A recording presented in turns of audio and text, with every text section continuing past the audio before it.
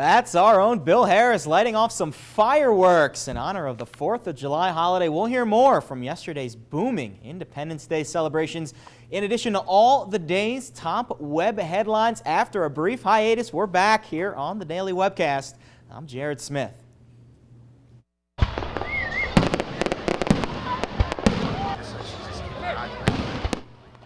Fireworks lit up the skies in Flint, Saginaw, and cities and towns all across the country last night as the USA celebrated the 4th of July. It was a hot and downright steamy holiday as hundreds jammed into Clio City Park for the fireworks. As you can see right there, we hope everyone had a fun and safe Independence Day holiday.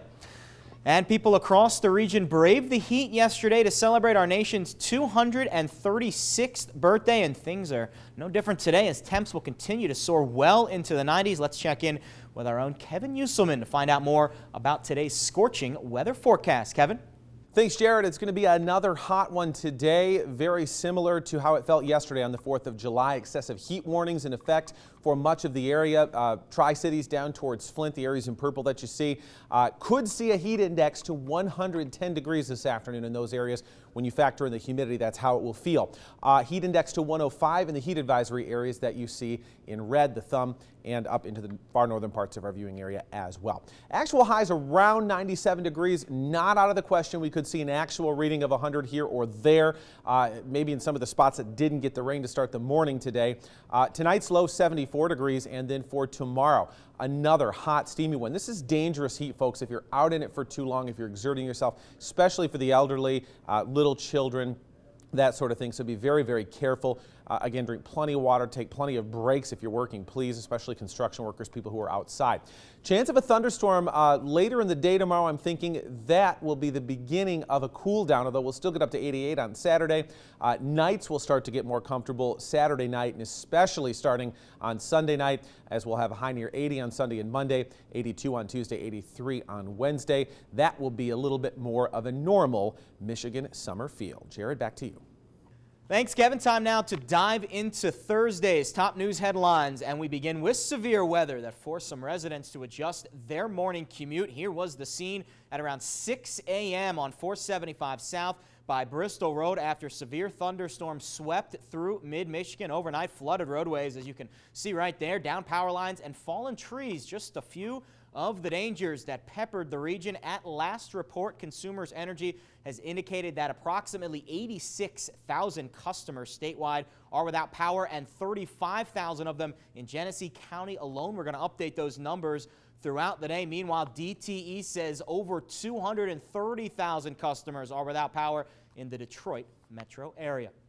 Meanwhile, on the border of the Genesee and Saginaw County line, state police say they were called to a domestic disturbance Thursday morning right around 1 a.m. The incident occurred on Willard Road east of Guerra. An armed gunman at that location forcing police to shut down Willard Road. It ended about 2 hours later when the man passed out. It's unclear at this time whether anyone was hurt.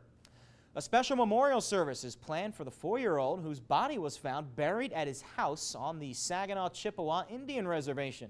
A family spokesman says a service for Carnell Chamberlain is scheduled for next Sunday, July 15th at the Soaring Eagle Casino. Authorities found Carnell's body last Thursday after the boy's disappearance launched a week-long search. Anthony Bennett, the boyfriend of Carnell's mother, is jailed on charges he assaulted the boy weeks before.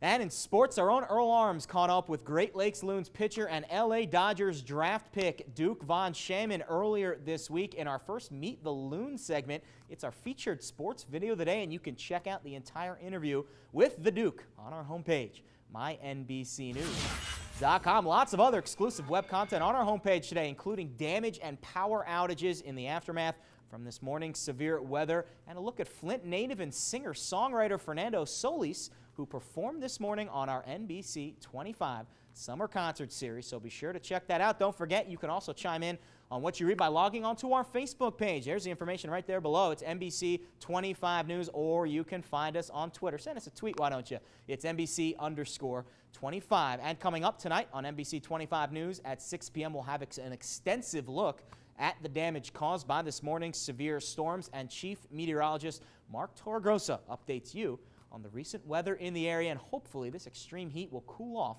in the days ahead. Well, that's it for this edition of the Daily Webcast. Thank you for tuning in. Until next time, I'm Jared Smith.